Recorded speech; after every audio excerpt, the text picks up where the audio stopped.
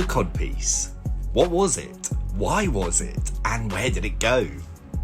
The codpiece was a short-lived male garment which really packed a visual punch, but ultimately it delivered something of an unfulfilled promise. The codpiece both covered and increasingly drew attention to the male anatomy.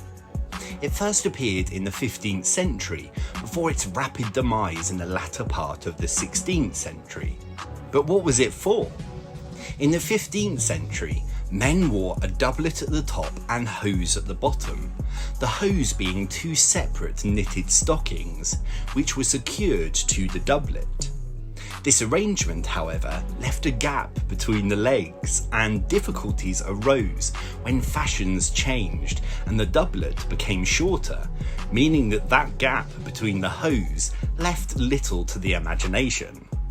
In 1463, King Edward IV's Parliament made it law that a man should cover his, and I quote, privy members and buttocks.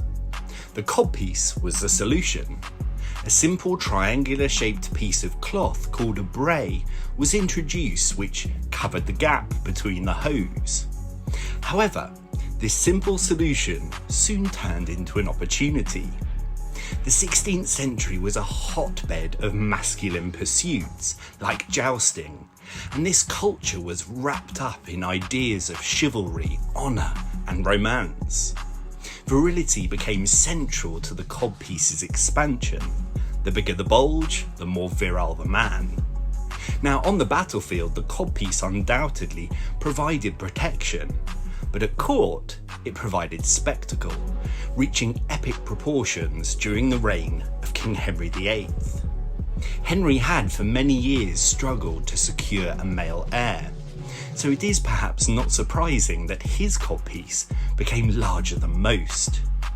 These stuffed, bulging codpieces were fashioned from silk velvet and ornately embroidered or covered in jewels to draw the eye. However, this trend was to die out in the latter half of the 16th century, when great ruffs and padded stomachs, known as peascods, were all the vogue. The codpiece had become something of a joke.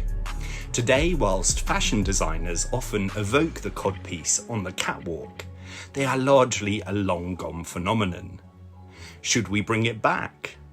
Only time will tell.